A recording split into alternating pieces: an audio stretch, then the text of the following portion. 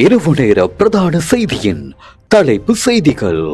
தேவேந்திரமுனை கடற்பரப்பில் 3 பில்லியன் ரூபாய் பெறுமதியான 123 கிலோ ஹெரோயின் மீட்பு, 5 பேர் கைது. ஹட்டன் மற்றும் நுவரெலியாவில் QR முறைமை ஊடாக எரிபொருள் விநியோகம். உயிர்த்த ஞாயிறு தாக்குதலின் சூத்திரதாரி யார்? மார்ச் 31 உண்மையை வெளிப்படுத்தப் போவதாக உதய கம்மன்பில அறிவிப்பு. எரிபொருள் QR குறியீடுகளை திருடும் மோசடி கும்பல்கள். மயூர நெத்திக்குமாரகே பொதுமக்களுக்கு அறிவுறுத்தல். கட்டுநாயக்க சர்வதேச விமான நிலையத்தில் 1 கிலோவுக்கும் அதிக எடையுள்ள குஷ்ரக போதைப் பொருளுடன் 2 கைது. செய்திகளை வாசிப்பவர் அரவிந்தன் பாலுபிரியா. தேவேந்திரமுனைக்கு தெற்கே ஆழ்கடல் பகுதியில் நேற்று கண்டுபிடிக்கப்பட்ட பல நாள் மீன்பிடி படகில் ஹெரோயின் போதைப் பொருள் இருப்பது உறுதி செய்யப்பட்டுள்ளதாக பாதுகாப்பு பிரதி அமைச்சர் அருண் ஜெயசேகர தெரிவித்துள்ளார். குறித்த பல நாள் மீன்பிடி படகு இன்று காலை திக்கோவிட்ட மீன்பிடி துறைமுகத்திற்கு கொண்டுவரப்பட்டது.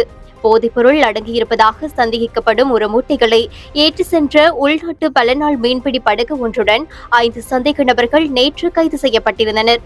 கடற்படையின் நீண்ட தூர கண்காணிப்பு பிரிவினரால் முன்னெடுக்கப்பட்ட விசேட சோதனையின் போது குறித்த சந்தேக நபர்கள் கைதாகியுள்ளனர்.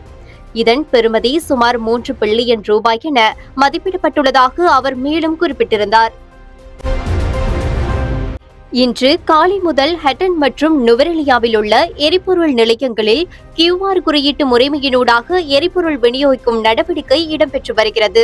மேலும் வாகன நெரிசலை கட்டுப்படுத்த போலீஸ் உத்தியோகத்தர்கள் பணியில் ஈடுபடுத்தப்பட்டிருந்தனர். குறிப்பாக நுவரெலியா பிரதான நகரில் எரிபொருள் நிலையங்களில் வாகன வரிசையின்றி பொதுமக்களிடையே ஏற்பட்டுள்ள தேவையற்ற பதற்றம் குறைந்து அமைதியான முறையில் எரிபொருளை பெற்றுச் சென்றனர்.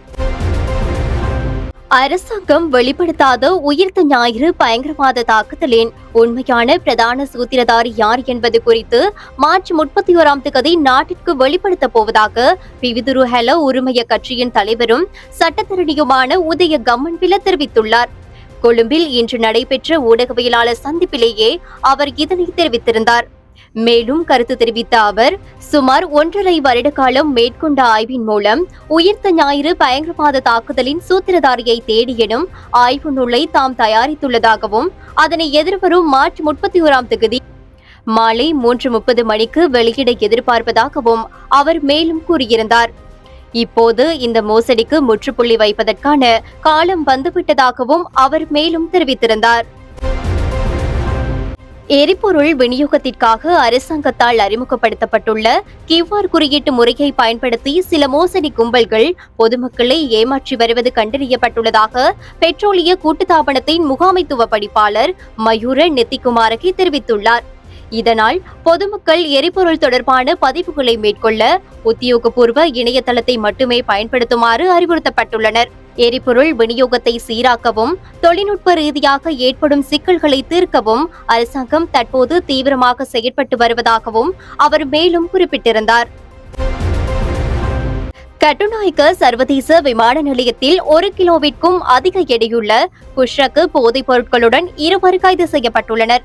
விமான நிலைய போலீஸ் போதைப்பொருள் தடுப்பு பிரிவு மற்றும் சுங்க போதைப்பொருள் கட்டுப்பாட்டு பிரிவு இணைந்து முன்னெடுத்த சோதனையின் போது இந்த கைது நடவடிக்கை இடம்பெற்றுள்ளது.